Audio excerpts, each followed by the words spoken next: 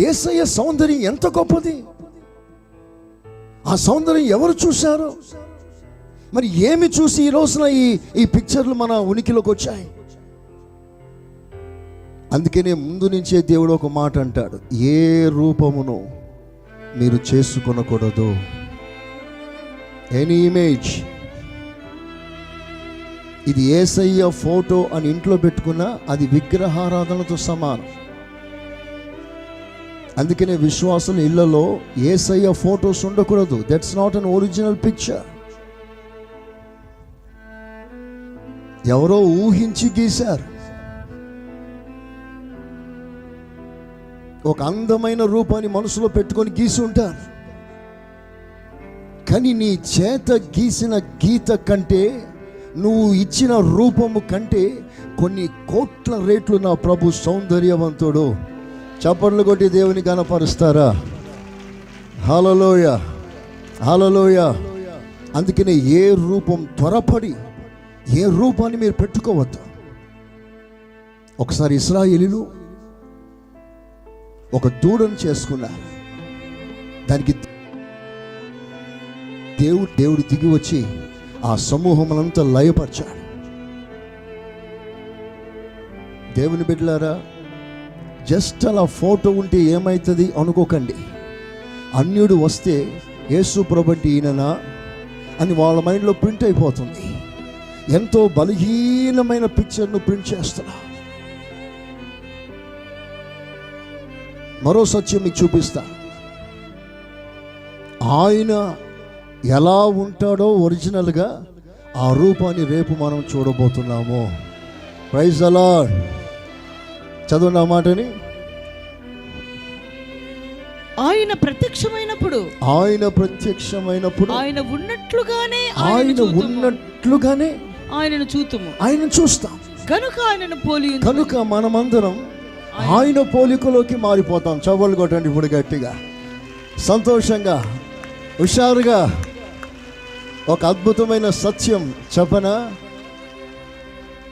రేపు దేవుడు నీకు ఇవ్వబోయే రూపం అది ఒరిజినల్ రూపం. ఇప్పుడు నీవు నేను కలిగిన ఈ రూపం డూప్లికేట్, తాత్కాలికం. నీ రంగు మారుతుంది, నీ రూపం మారిపోతుంది. ఇప్పుడు నా షేప్స్ అన్ని మారిపోతాయి.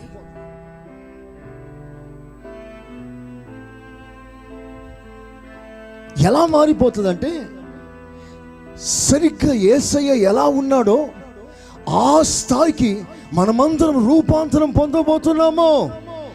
ఇంకా గట్టిగా రావాల్సిన శబ్దం అది.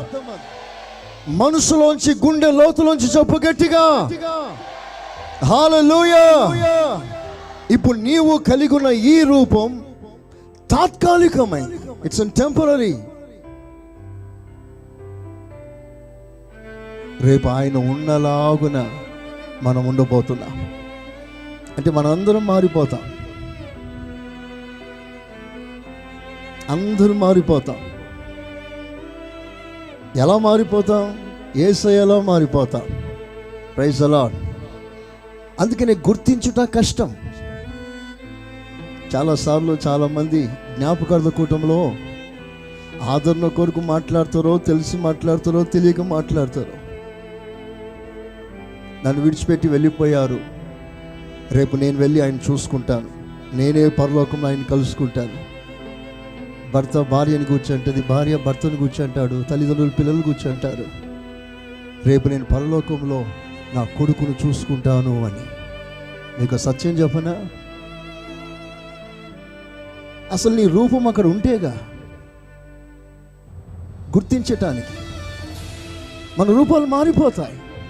ఆమేనండి, హల్లెలూయా. ఒకసారి ఒక సందేహం, ఒక ఆలోచన.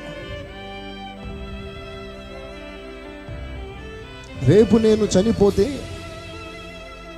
నా భార్య ఉంది, ఆమె సంగతి ఏమిటి, నా భార్య సంగతి ఏమిటి అని ప్రభువును ఒక ప్రశ్న వేశారు.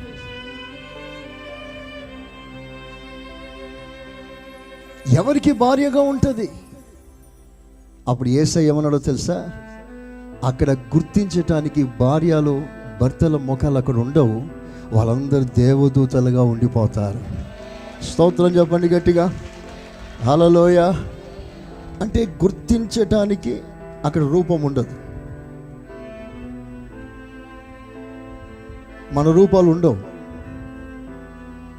We all shall be transformed like unto Jesus. Praise the Lord. మన రూపు, మన రంగు మనకుండదు. ఇంత శ్రేష్టమైన ఈ మహిమలోకి మళ్ళీ ప్రభు కొనిపోతాడు.